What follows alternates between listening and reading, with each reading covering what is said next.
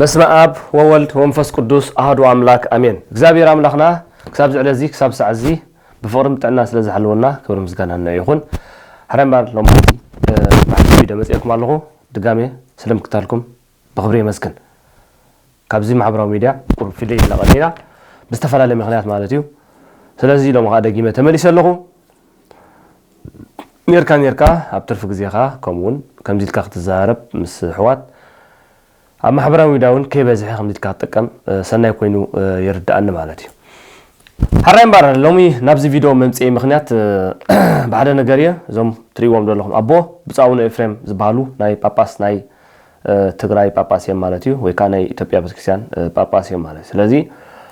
መምፅኢ ምኽንያት ከዓ ብሕፀት ዝበለ ኣነ ኣብዚ ዘለኽዎ ሃገር ምኽንያት ብምግባር መፅኦም ስለ ዘለዉ ነቲ ኣብ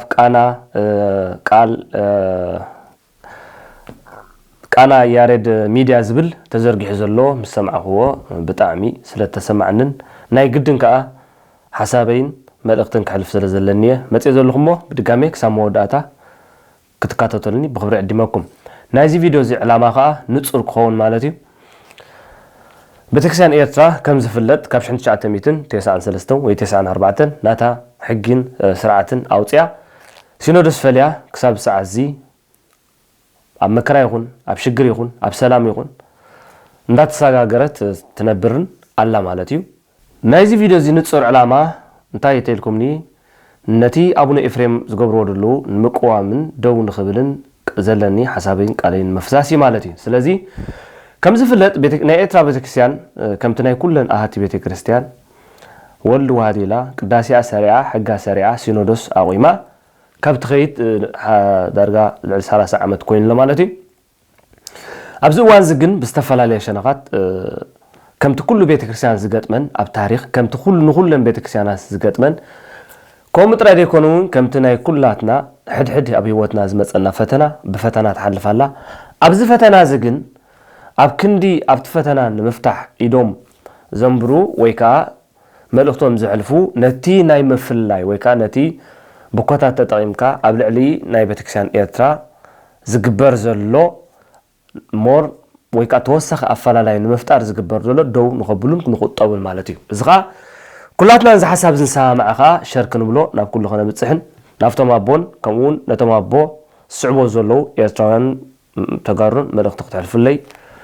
ይምነ ማለት እዩ። ምስ ዝኾነ ፖለቲካዊ ምትእስሳር የብሉን፣ ምስ ዝኾነ ናይ ፅልኢ መልእኽቲ እውን የብሉን ማለት እዩ። እቶም ሓደ ምናልባት ነዚ ቃል እዚ ዘይተቐበሉ ሰባት ወይ እውን ነቲ ብፁዕ ኣቡነ ኤፍሬም ሰሪሖሞ ደሎ ተግባር እትሕግዙ ሰባት ከምኡውን ሓደ ተጋሩ ምስ ናይ ፖለቲካ ኣተሓሒዝኩም ታክትብልዋ ትኽእሉ ነዚ ሰብ እዚ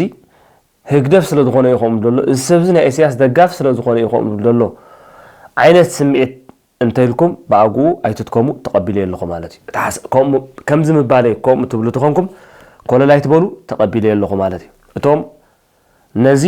ተግባር እዚ ትድግፉ ሰባት ወይ ከዓ ነዚ ስራሕ ዝፈፂሞሞ ደለዉ ኣቡነ ኤፍሬም እትድግፉ ሰባት እታ ክትብልዋ ትኽእሉ ወይ ከዓ እታ ክትገብሯ ትኽእሉ ከምዛ ክብለኩም ፀናሕኹ እዚ ሰብ እዚ ናይ ህግደፊ ናይ መንግስቲ ኢኹም ክትብሉ ተቐቢለኩም ኣለኹ። እሳኻ ሰሚዓትላ ከምቲ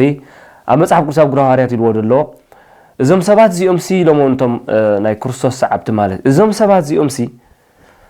ንክርስቶስ ስለ ዝስዕቡ ክርስቲያን እዮም ኢሎም ስም ከም ዝሃብዎ ማለት እዩ። ታትብልዋ ዘለኹም እውን ኣይክፈርሃነ ክቕበላ ማለት እዩ። እንታይ እቲ ነገር ተይልኩም ምናልባት ደይሰማዕኹሞ ተሊኹም ናብቲ ቪድዮ ነብል ኑ ደቅና ኣሕዋትና ተጋሩ ኤርትራውያን ናይ ቤተክርስትያን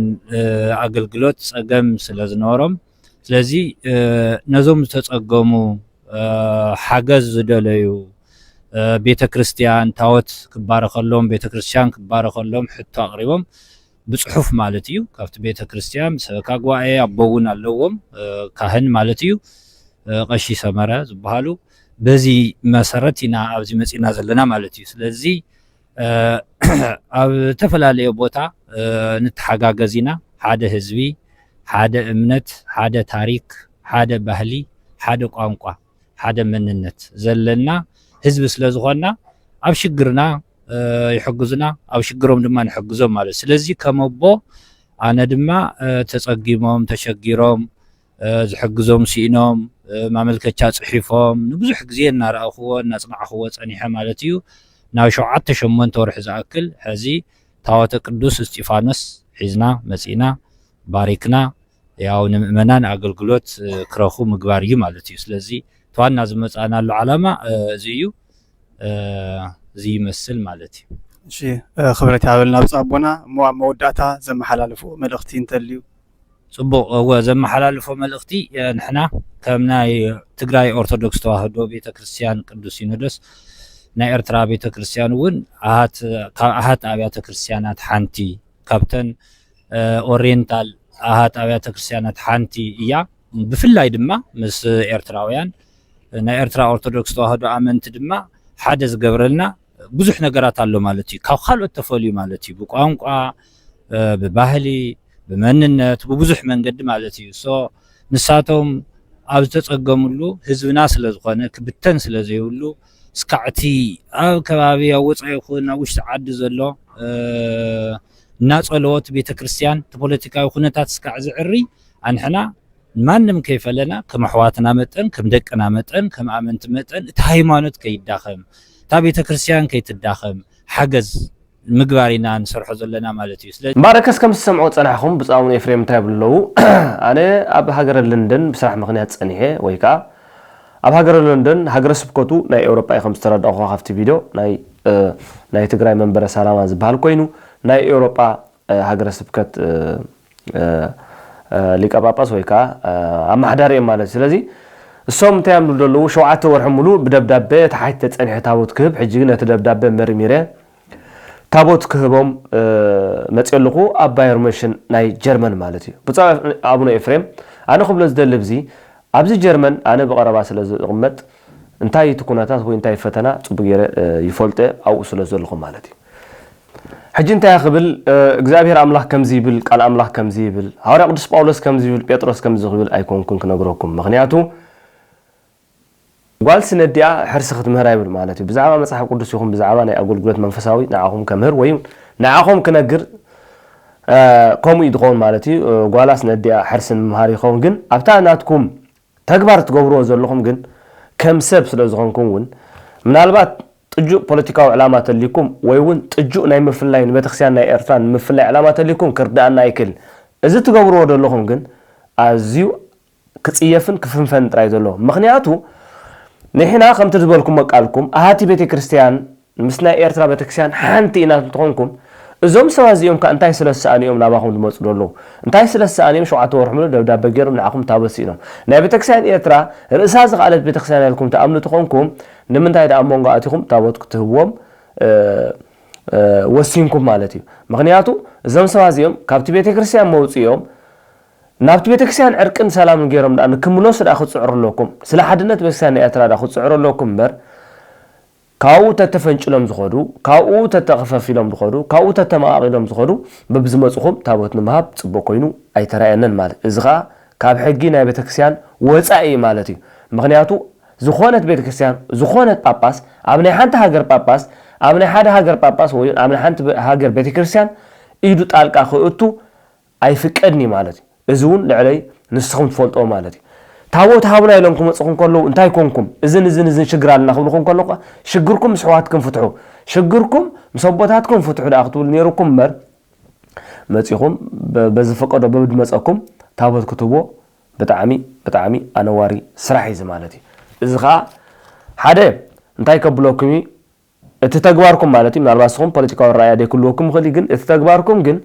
ነታ ቤተክርስትያን በቲ ዘለዋ ዕግርግር ብኮታት ተጠቂምኩም ነታ ቤተክርስትያን ዝያዳ ንምዕናው ትሰርሕኩም ዘለኹም እዩ ድርዳእና ጽባሕ ንጎ ኸዓ ናይ ታሪክ ተወቀስቲ ትኾንኩም ከይተርፉ በዚ ኸዓ ሓሳበይ ይህበኩም ማለት እዩ ምክንያቱ ጽባሕ ንጎ ታሪክ ኣይምሕርኒ ጽባሕ ንጎ ዝደሎ ዕግርግር ጽባሕ ንጎ ዝደሎ ሽግር ተኸፊሉ ኣብ ሓደ ክመጽ እዩ ተዘራሪቡ ብሓደ ክመጽ እዩ እቲ ሽግር ከ እግዚአብሔር ከም ዝፈትሖ ንኣምን ኢና ስኹም ተኣምኑ ዘይርዋናኹም ግን ኣነ ከም ሓደ ፐርሰናል ሰብ እግዚአብሔር ነዚ ሎሙ ተፋለለና ያድና ጽባሕ ብሓደ ከምጻና ምዃኑ እምነት ኣለኒ ስለዚ ምሰቦታትኩም ተራዳዱ ኮፊልኩም ሽግርኩም ፍትሑ ዳ ክትብልዎም ነይሩኩም በር በብዝመጻኹም ተኸፊሎም ንመጽኹም ተጨንፊሎም መጽኹም ታቦት ባሪክኩም ክትቡ ብጣዕሚ ክውገድ ዘለዎ እዩ ማለት ተኾነ ንቤተክርስቲያን ኤርትራ የቀረታ ተሓቱ ትኾኑ ታቦትኩም ተወዙ ትኾኑ ማለት ኣይኮነን ግን እዚ ትገብርዎ ዘለኹም ናብ ካልእ ንኸይትቅፅለውን ደው ከተብልዎ ኣለኩም ማለት ናይ ኤርትራ ቤተክርስቲያን እንታይ ታቦት ሲኢና ኣቦታት ሲኢና እንታይ ሲኢና እቲ ናትኩም ብሉጽነት ኣብ ልዕሊ ናይ ኤርትራ ቤተክርስቲያን እንታይ እዩ ካብ ናይ ቤተክርስቲያን ኤርትራ ዝበለጸ ነገር ዘለኩም ስኽም እንታይ እዩ ዝሓሸ ዘለኩም ተኮይኑስ እንታይ እዩ እስኹም ሲ እታ ቤተክርስቲያን ታቦት ክትብ ዘይትኽእል ኮይና እቶም ኣቦታት ብቕዓት ኣቦታት ዘይብላ ዲ ኮይኑ እታ ቤተክርስቲያን ሰናይ ምሕደራ ዘይብላ ኮይኑ እታ ቤተክርስቲያን ሲ ሰንሰለታዊ ምሕደራ ዘይብላ ዲ ኮይኑ ብምንታይ መለክዕ ኢኹም እስኹም ታቦት ኤርትራውያን ታቦት ክትህቡ ሞኸዓ ሓደ ኢና እናበልኩም ሓደ ባህልና እናበልኩም ሓደ እምነትና እናልኩም ሓንቲ ሃይማኖትና እናልኩም ካብተን ሓንቲ ቤተክርስቲያን ሓደ ኢና እንዳበልኩም ሲ ብምንታይ መለክዕ ዳ ካብቲ ሓድነት ወፂኦም ዝመጽኹም ታቦት ክትህብዎም ወሲንኩም ማለት እዩ ብናይ ቅዱስ ስቲፋኖስ ታቦት ንህባልና ኤርትራውያን ብምክንያት ናይ ሆሳና ኢልኩም ኣባይ ኣርመሽን ዘርጋሕሞ ቪድዮ ማለት ስለዚ ካብ ተግባርኩም ክትቁጠብለኩም እዚ ኣይኮነን ዶ መንጎ ኤርትራውያን ኣብ መንጎ ትግራይን ኤርትራውን ሕድሕድ ከምፅ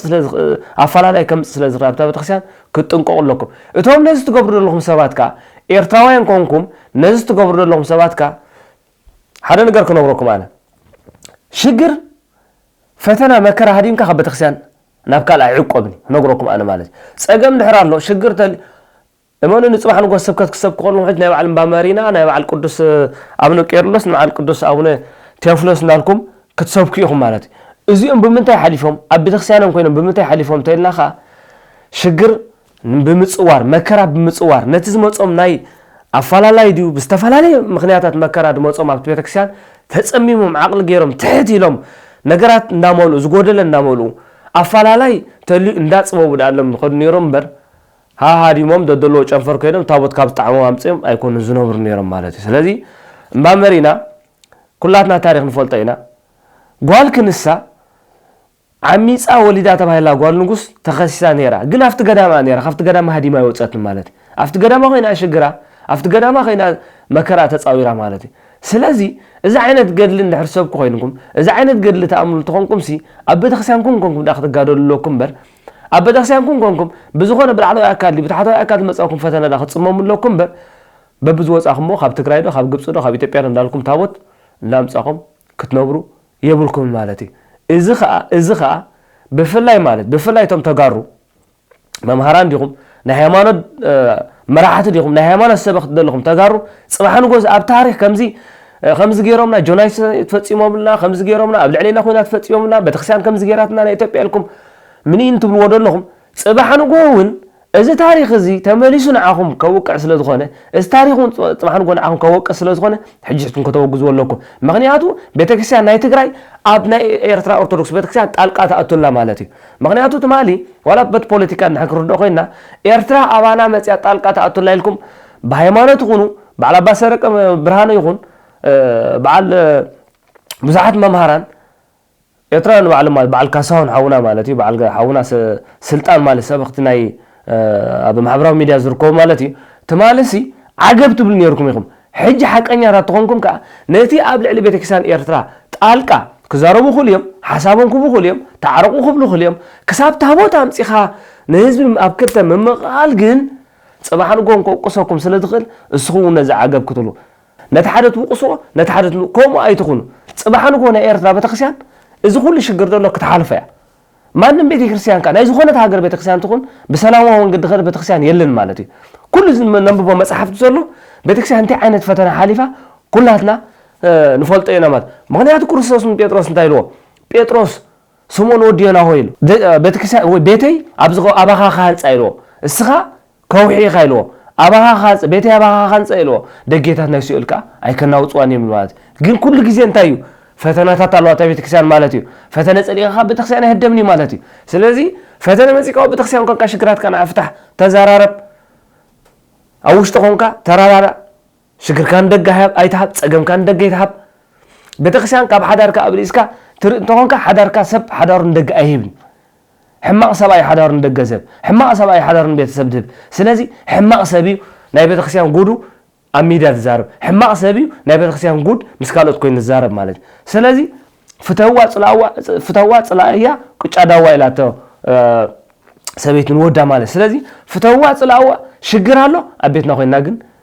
كنت مملنا شجر أبيتنا خوين نخا كنفتح خنت عرالنا ناي تاريخ فتح ناي حماق تاريخ فتح حد أمبر ناي حماق تاريخ ما جوهر تخوين سبحان الله تاريخ قوسنا يولن مالك سلازي بس أون إفريم كاب جيجا خم تتعرضكم مرحبا سبحان جوهون زجيركم مودو جيري ده حنزي تقولون سبحان جوهون كيدقمو زمن اختزي توم دوقو كتب سحلهم بسم زابير محتصر مالك مغنياتو نحنا ناي فقر صقم دا أبنا نحدنا قاتي منا لما فقر دا سينا لما تابو سينا يكون أبوتاتون سينا يكون مالتي سلازي بتكسان إيرترا إتا تنتاويت بتكسان حانتي بتكسان تنتاويت بدم كورسوس تمسرت أمينة تخيدن تقعدن دلاء سلازي كاباهم تدولي نجر انتهي تلكمني صلوت راهم تحجزوا على لكم فقرت راهم تحجزوا على لكم عركت راهم تحجزوا على لكم بر كم زيركم من بتانا خصعرو كابتن بوليتيكا دا متى تفعليهم دامه كابتن بوليتيكا دا متى تفعليهم مالتي سلازي كموتصخون كلو نو مسبوتاتكم ترارارو أهاونا تاود دول تخينهم تاخينهم ده هاو لكم تحطوهم على لكم إذن مغنيات تيلهم السخون المستوى هاجر أبي أوروبا لهم هاجر سبكتنا إيرترا أبي أوروبا باباس لهم مسافو تزارارو بنيركم بدأ يخكون كم زخمزي حطنا لهم تاود كليهم مم يخونكم تحطني يركم مالتي كليهم مم تخينهم ويوم بمتى مغنياتين ده هاوهم بدأ تحطوهم يركم مالتي سلازي مستوى بوتات ده خزارو يركم بر مستوى مرحتنا بتكسرنا إيرترا خزارو يركم بر كم زعينة وسانة توصلوا نتاريخ توقستي كم مغان أي محركون مالت تاريخك أي مهرني مالتي سلازي توم أمنت أرثوذكس عندهم ناي تجرايون أزي بقليل نجار كتريو يبلكمن توم مهرانون أزي بتارا نجار كتريو يبلكمن أبوتاتنا خيرهم ديكونا وزر أو أبوتاتكم يوم ديكونا وزر أو كسب بتقسم فلاي ذا أكل درجة جن يلهم مال تجارو مسانا بسدت الله بزي تفلتيهم بتعم خابت زجرمن مالتي منال ما دس هيكل وكم نخيل أنا بلعليكم سلس لدلني كونن أبلعليكم كفاءة لدلني كونن مالتي مغنياتهم لكم على الخان هذا قلت نقرأكم ولا أبسدت مستقر حبيرنا نبرالنا مستقر حبيرنا نسرحنا مستقر تفقيرنا نبرالنا بتخشينا تنفوليهم كخلو زارهم أكال يلن تابوت هاونا قبلوجن زارهم أكال يلن كنقرأكم أنا أبزاز اللغة ختمة عيسى زغون تجارو ناتهم بتخشيان فلي مالو مرحبا زابير اسمعهم زابير حقصهم أبزاز اللغة ختمة زلوكم دول أبزاز اللغة ختمة ناي إرثا بتكسيان تاوزولو بتكسيان أبزاز اللغة ختمة له ناي بينهم فلي مالو عسرا غون سبات بتكسيان فلي مالو مرحبا أبز تقاوم يبلين سأجم يلن تاو أبنا إرثا بتكسيان تابوت تحتكم ناي إرثا بتكسيان تابوت انتهيباتهم نتخاب تكرايز مت تابوت مقوام مالتي إذا أنت يتهلا نتبي أبتكرايز اللو بتكسيان نزب زلو تجارب بتكرسيان من مقال مالتي حدنا نغي فتر من مقال مالتي نتبي أبتكراي زلو باباسات أين قبولهم نينا نحنا تاوت هاونا انتيلهم بتكرسيان نيرتا تاوت تهيباتهم بزخطو قاسق بقى مالتي سلازي لك هم تعملوا بسخون مسؤولتكم ديد دلي وانا جركا أبناء بتكرسيان نيرتا خمس خلوا أفعلا لا يزجبرن كسب تاوت فعلين قريص ذهبن أفعلا لا يكمل خلوا نتابعك سأنا بكتز نبرخ أكل سالسا يشجر دوسخلا باباس تخوين جن كوكاسن خصصن ترايدو الله مالتي سلازي كابزك قط أبقى خلاتكم تجارو نزم أبوهم ونزم أبونا كنزارهم يلابو مالتي مخنياتو أب جرمن بعلو لعل حمسة بتكسيان إيرترا تابوز اللون الله لعل إسران شو عتن إسران شو من محبراتك تابوز صبيان الله مالتي أما محبر إزي بتنا بتكسيان سرعة تما أخيلاً زغدا الله مالتي تابوت أبزا حتى توقع تابوت يوهبا مالتي إزوم سبات زيوم جن نايب حق أرثوذكس مخانو أرغاغيسكم لكم تابوت زوم لهم نايب حق أمنت ديوم كوينهم كتبوهم زلهم نايب حق كان سلا زغونة ترايدين تم قش سمرة دبولكم بسم سلا تقصكم تقصهم لهم مالتي نايب حق أرثوذكس مخان أرغاغيسكم ديوم نايب حق ناي أرثوذكس مخان أمنت مخانو أرغاغيسكم ديوم بمتى ملكي أخبار رأيكم كتابوت توام دلهم مالتي سلزي نتوم تجارو تابوت هيك ما عمش تسقم يبلين أنا مرحبا أنا خير خسالة بخليه كيدون قبل خليه ኣሃቲ ቤተክርስቲያን ክሳብ ዝኾንና ማለት እዩ ንዑ ታቦት ካብ ኤርትራ ከምፃልኩም ኢለ ግን ነቶም ተጋሩ ኣነ ኣብ ክልተ ኣይፈልን እየ ማለት ዝኾነ ጳጳስ ካ ኸም ኣይገብርኒ ማለት እዩ ስለዚ ካብዚ ነገራት ዝኽትቁጠቡ ኣለኩም እቶም ተጋሩ ብጀርመን ዘለኹም እውን ኣገልግሎትኩም ናትኩም ትገብሩ ፅቡቕ እዩ ተኸባቢርናን ተሓላሊናን ናተበፅሓናን ክንነብር ንኽእል ኢና ማለት እዩ ናተፋቕርና ክንነብር ብክርስቶስ ሓደ ክሳብ ዝኾንና ማለት እዩ ክሳብ ከምዚ ናይ ኣቡነ ኤፍሬም ገይሮሞ ዘለዎ ድፍረት ግን ንቤተክርስቲያን ኤርትራ ምድፋር ፅቡቕ ኣይኮነን ማለት እዩ ፅቡቕ ኣይኮነን ስለዚ ነዚ ስምዕዎ ዘለኹም ምስኦም ዘለኹም ምናልባት እሶም ኣብዚ ሚድያ ደይክጥቀሙ ይኽእሉ እዮም ምስቲ ዘለዎም ክብሪ ምስቲ ዘለዎም ፃዕቂ ስራሕ ማለት እዩ እቶም ነስምዕዎ ዘለኹም ግን ከተረድዎምን ክትነዛረብዎን ብክብሪ ይምሕፀን ማለት እዩ ስለዚ ዓገብ ኣብ ልዕሊ ቁስሊ ጨወሙ ከዓ ፅቡቕ ኣይኮን ኣብ ልዕሊ ፈተና ናይ ቤተክርስቲያን መዝሚስካ ካልእ ፈተና ምምፃእ ፅቡቕ ኣይኮነን ስለዚ ሓደ ተኮይና ንቤተክርስቲያን ናይ ኤርትራ ሓንቲ ተኮይነን ምስቶም ኣቦታት ናይ ኤርትራ ክዘራረቡ ኣለኩም ምስኦም ክትመኽሩ ኣለኩም ስለ ሓድነት ከዓ ምስኦም ክትፅዕሩ ኣለኩም ማለት እዩ ስለዚ እቶም ከምዚ ጌርኩም ዘለኹም ኤርትራውያን ከዓ ምናልባት ሓንቲ ተሰፍክፈኩም እንታይ ኣተኢልኩምኒ ብፁዕ ኣቡነ ሽኖዳ ናይ ደገ ዘለዉ ክትመሓደሩ ዝፀንሑ እሞ ምስቶም ናይ ኣቡነ መቃርዮስ ስለ ዝሓበሩ ኣብዚ ፈተነ መፂእኩም ኣሎ እቶም ካብ ኤርትራ ቤተክርስቲያን ወፂኹም ዘለኹም ማለት እዩ ሓደ ነገር ክነግረኩም ቤተክርስቲያን ከምቲ ዓንቶ ዝበልክዎ ኩሉ ግዜ ብሕጂ እውን ፈተና ኣይትዕረፍን እያ እዚ ክንኣምኖን ክንቅበሎን ጥራይ ደለና ብሕጂ እውን ካብ ፈተና ኣይትዕረፍን እያ ማለት ክሳብ ምፅኣቲ ክርስቶስ ኩሉ ግዜ ፈተና ኣሎ ኣይኮነን ቤተክርስቲያን ዝኣክል ንክርስቶስ ኣሚንካ ኣይኮነን መስቀል ተሰኪምካ ስብለኩም ኣለኹ ኣነ ኣብ ሕድሕድ ፈተና ሂወትና ኸማን ዘየቋርፅ ፈተና ኣሎ ኩሉ ግዜ ማለት እዩ ስለዚ ክትቅበሉ ስለ ዘይደለኹም ነቲ ሕብረት ናቶም ክትቅበሉ ስለ ዘይደለኹም በዚ ከዓ ምስ ሲኖዶስ ኮሪኹም ስለ ደለኹም ናይ ኤርትራ ሓንቲ ማራፅ ዘላ እንታይ ኣተኢልኩም ካብ ትግራይ ታቦት ከነምፅእ ኢና ትብሉ ስለዚ እዚኣ ምክንያት ስለ ዝኾነት ናይ ትግራይ ቤተክርስቲያን ከዓ ነዚኣ ክስተውዕለላ ክኽእል ኣለዎ ማለት እዩ ኢትኩም ኣይትእቱ ካብ ናይ ቤተክርስቲያን ኤርትራ ኢትኩም ኣልዕሉ ተጋሩ ጳጳሳት ማለት እዩ ፀገም ትፈትሑ ተኾንኩም እኹል ፀገም ኣለኩም ናትኩም ሽግር ናይ ህዝብኩም ትፈትሑ ተኾንኩም ኣኺሉ ዝተርፍ ናይ ህዝብ ፀገም ኣለኩም ኣኺሉ ዝተርፍ ፀገም ኣለኩም ማለት ስለዚ ንዑ ፍትሑሎም ነቲ ህዝቢ ንዑ ፍትሑሉ ሽግር ናይ ኤርትራ ቤተክርስቲያን ርእሳ ድኻእለት እያ ፓትርያርክ ኣለዋ ጳጳሳት ኣለዋ ሲኖዶስ ኣለዋ ግቡእ ምሕደራ ኸ ኣለዋ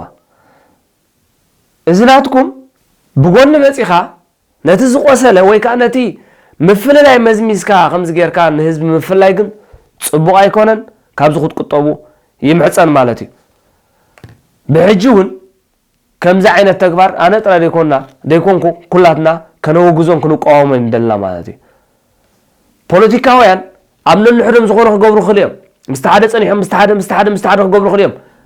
ኣብዚ ሽግር የብልን ባህሪ ናይ ፖለቲካ ባህሪ ምቅያራት ምሕሳው ምግልባጥ ምኽሓት እዚ ናይ ፖለቲካ ባህሪ ማለት ፖለቲካ ሳይብካ ግን ነታ ቤተክርስቲያን ምህራም ነታ ቤተክርስቲያን ምዕናው ፅቡቕ ኣይኮነን ፅባሕ ንጎ ታሪክ ከይሓተና ኣብ ሂወትና ኻ ፅቡቕ ታሪክ ዳፂሕፍና ክንከይድ ኣለና እምበር ተወቀስትን ተኸሰስትን ኮይና ክንሓልፍ የብልና ስለምክታልኩም ብድጋሜ ኣዘየ መስግን ዝነበረና ግዜ እግዚኣብሔር ኣምላኽና ስለ ዝባረኸናን ስለ ዝቐደሰናን ዝኸበረን ዝተመስገነን ይኹን ብድጋሜ እግዚኣብሔር ኣምላኽና ናብ ብርሃን ብሰላም ይሰጋግረና ብሩኽ ቅንያት ሕማማት ይግበረልና ሕማማትና እግዚኣብሔር ኣምላኽና ሓጢኣትና ዝደምሰሰሉ መንግስቲ ሰማይ ንወርሰሉን ንክርስቶስ ኣብ ልብና ንሕድረሉን ስቃይ ክርስቶስ እናሓሰብና ምስ ክርስቶስ ዘለና ሕብረት ንሓብረሉን ጥምረት ንፈጥረሉን እግዚኣብሔር ኣምላኽ ገብረና ቅዱስ ፈቃዱ ይኹን ብሩኽ መዓልቲ